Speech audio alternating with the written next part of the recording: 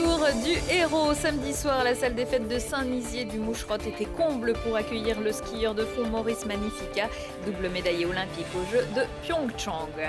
Les vacances, c'est terminé. Heureusement, il y a parfois des compensations. Ce matin, ces petits Grenoblois ont eu la chance de prendre leur marque dans la nouvelle école Simone Lagrange.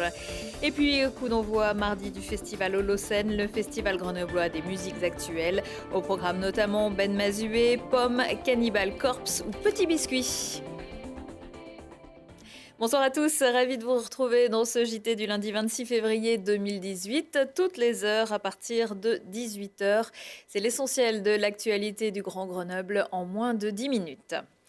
À Saint-Nizier du Moucherotte, le tremplin n'est plus le seul symbole de l'olympisme. 4 ans après une médaille en relais à Sochi, le skieur de fond Maurice Magnifica a remis le couvert à Pyeongchang, ajoutant même une autre médaille de bronze en team sprint. Ça valait bien une soirée spéciale pour ce Saint-Nizard d'adoption devenu enfant du pays. Baptiste Deveau s'est glissé dans la foule samedi soir à la salle des fêtes. Soirée de gala à Saint-Nizier. Une centaine de villageois attendaient le retour de leur champion. Avec ses 2 médailles de bronze autour du cou, Maurice Magnifica est accueilli sous les applaudissements de ses supporters. Le frondeur a souhaité partager avec les Saint-Nizards son expérience et ses émotions qu'il a vécues pendant les Jeux Olympiques à Pyeongchang. Là c'était génial, du coup on est arrivé hier et donc on m'avait dit qu'on avait préparé une petite soirée pour moi et c'est vrai que c'était trop bien, c'était pour moi mais aussi pour les Saint-Nizards et puis c'est surtout pour les enfants quoi. C'est eux qui ça fait plus rêver j'imagine et puis donner envie des futurs champions. Des futurs champions qui rêvent de décrocher un jour une médaille olympique. Ces victoires ont touché les habitants du Vercors mais aussi les Français. Ça fait bizarre quoi, on le voit pour de vrai et c'est super impressionnant. Ouais, j'ai envie de faire comme lui un peu en ski de fond, aller aux Jeux Olympiques et après gagner comme lui.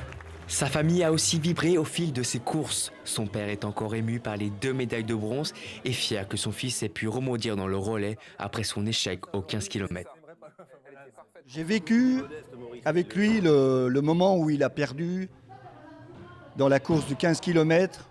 C'était la course qui lui tenait à cœur et là il pouvait avoir une médaille et je pense que tout le monde a ressenti son émotion et je dois dire que là on a pleuré devant l'écran avec lui, on a partagé sa peine et donc je pense qu'il a fait passer des émotions.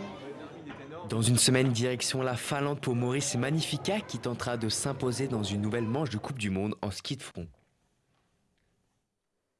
Et Maurice Magnifica est actuellement en tête de la Coupe du Monde de distance. Et qui sait si un jour il ne deviendra pas ministre des Sports.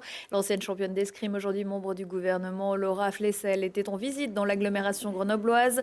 Elle s'est notamment rendue sur le campus ce matin à la Maison du Rugby ce midi. Au menu, la découverte d'innovations dans le domaine du sport santé. Un domaine cher à l'ancienne épéiste qui veut s'inspirer de ces initiatives pour les développer sur l'ensemble du territoire. Elle reconnaît le territoire isérois comme une place forte du sport en France. C'est un territoire dynamique, c'est un territoire qui est précurseur dans certains domaines et c'est un territoire avec lequel on va travailler de manière plus étroite pour optimiser notre plan de transformation. Aujourd'hui, on veut vraiment utiliser le sport comme un véritable levier d'inclusion sociale, sanitaire, économique et diplomatique. On a aussi, je dirais, la beauté du territoire. C'est un territoire qui véhicule les valeurs de la montagne. Et sur nos déplacements, ça pourrait être aussi Grenoble, qui se déplacerait, dans l'international pour montrer son savoir-faire français. Donc effectivement, c'est une opportunité de pouvoir échanger aujourd'hui. La ministre a assisté dans la soirée Alpexpo à la réception des athlètes olympiques de retour de Pyeongchang. Et pour continuer de célébrer les JO de Grenoble, un gala de patinage en présence de Gabriela Papadakis et Guillaume Cizeron aura lieu mardi soir sur la patinoire du Palais des Sports. C'était une rentrée pas comme les autres ce matin pour ces petits Grenoblois. Il y a 2 semaines, ils disaient au revoir à l'école Jean Massé. Et ce matin, un grand bonjour à l'école Simone Lagrange dans le quartier de la Presqu'île. On leur a même déroulé le tapis rouge. Le bâtiment flambant neuf est l'un des 6 établissements scolaires que la municipalité d'Éric Piolle a promis de construire ou d'agrandir d'ici 2021. Il faut dire qu'entre 2010 et 2016, le nombre d'enfants à scolariser a augmenté de 25% à Grenoble.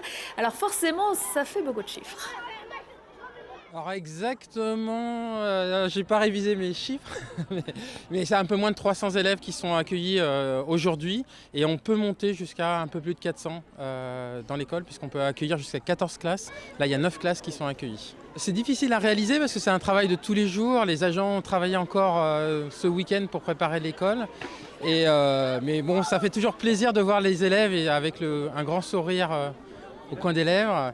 Et ils ont l'air vraiment heureux et c'est vraiment pour eux qu'on fait ça et ça fait vraiment plaisir. Et puis les parents aussi ont l'air très, très heureux.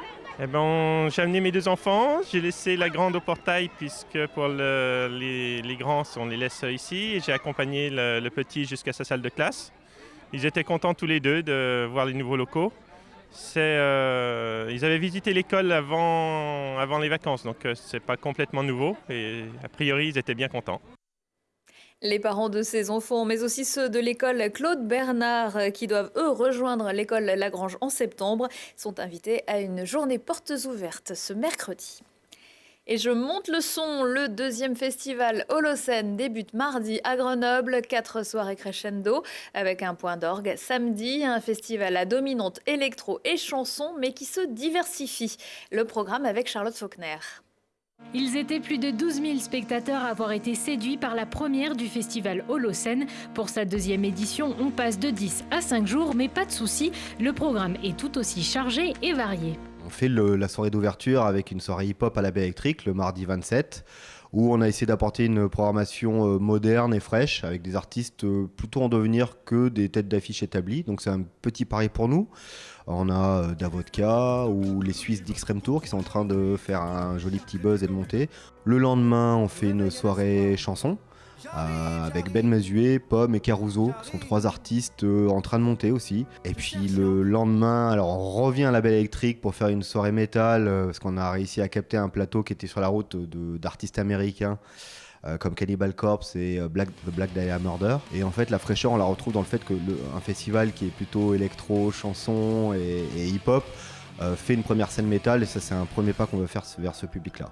Après des soirées à la Belle Électrique à Grenoble et à l'Heure Bleue à Saint-Martin-d'Air, le festival retournera à Alpexpo pour une soirée électro très attendue. On a gardé 3 scènes, sauf qu'on les a améliorées. On a donc 3 espaces avec 3 types de musique différents. On a une scène qui est plus généraliste, pop électro, avec des artistes comme Feder, Petit Biscuit ou Fakir, pour ne citer que.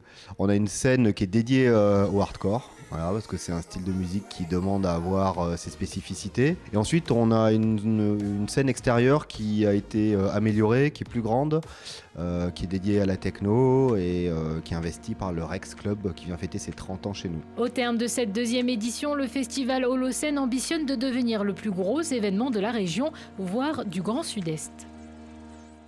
Et ça risque de faire du bruit jusqu'au petit matin. Il pourrait y avoir plusieurs soirées comme celle de samedi lors des prochaines éditions. Pas si simple, ce n'est pas parce que l'on vire en tête de la saison régulière qu'il ne faut pas se méfier du Scorpion qui dort. Après les 2 premières rencontres de play-off vendredi et samedi à Pôle Sud, les Brûleurs de Loup et Mulhouse sont à égalité, un match partout. Grenoble a perdu la première manche mais gagné la 2e.